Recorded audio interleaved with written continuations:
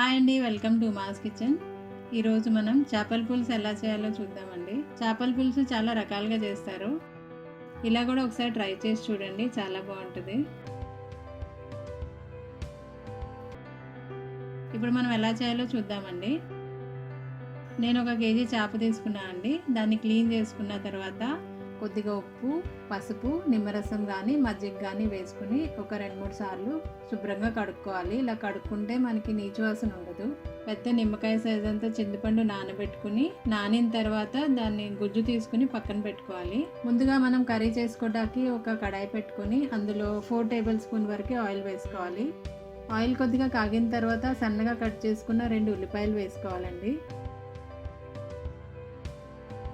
ఉల్లిపాయలు కొద్దిగా వేగిన తర్వాత 4 పచ్చిమిర్చి, కొద్దిగా కరివేపాకు వేసుకుని వేయించుకోవాలండి. ఉల్లిపాయలు వేగిపోయిన తర్వాత ఒక 1/2 స్పూన్ పసుపు, 1 స్పూన్ ధనియాల పొడి, ఒక 1/2 స్పూన్ జీలకర్ర పొడి, 1.5 స్పూన్ అల్లం వెల్లుల్లిపాయ పేస్ట్ వేసుకుని పచ్చివాసన పోయేంత వరకు వేయించుకోవాలండి. నేను 3 స్పూన్ల కారం వేస్తున్నా అండి. ఒకవేళ మీరు తక్కువ తింటే తక్కువ వేసుకోండి. ఇది చేపల పులుసు కాబట్టి దీనికి కారం ఎక్కువే పడుతుంది.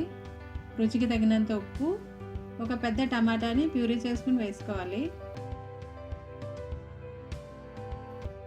ఇవన్నీ చక్కగా వేగిపోయిన తర్వాత చూడండి, మనకి సైడ్ నుండి ఆయిల్ సెపరేట్ అవుతుంది. అప్పుడు మనం చేప ముక్కలను వేసుకోవాలి.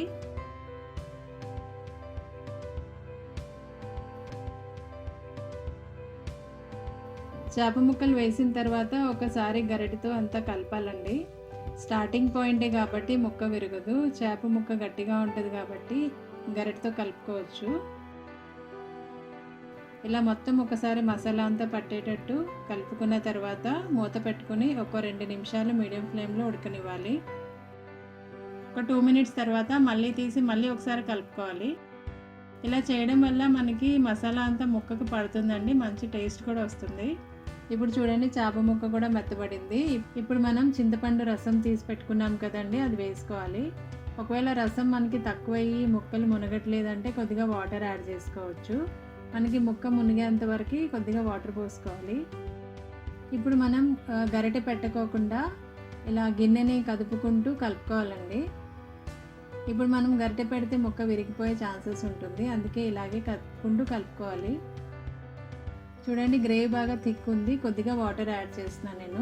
మనకి ముక్కలు మునగాలండి, అప్పుడే పులుసు రెడీ అవుతుంది. తర్వాత మూత పెట్టుకుని ఒక 15 to 20 మినిట్స్ ఉడకనివ్వాలి. మధ్య మధ్యలో మూత తీసి ఇలా గిన్నెని కదుపుకుంటూ ఒకసారి కలుపుకోవాలండి.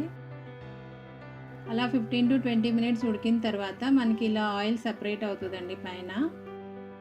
ఇప్పుడు మన గ్రేవీ కూడా చిక్కబడిపోయింది. చూడండి, ఆయిల్ కూడా పైన తేలుతుంది. ఇప్పుడు మన కర్రీ రెడీ అయిపోయింది.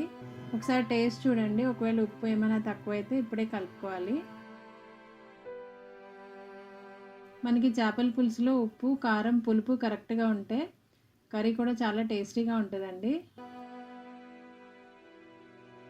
ఇప్పుడు 1 స్పూన్ గరం మసాలా వేసుకుని కొద్దిగా కొత్తిమీర కూడా వేసుకోవాలి.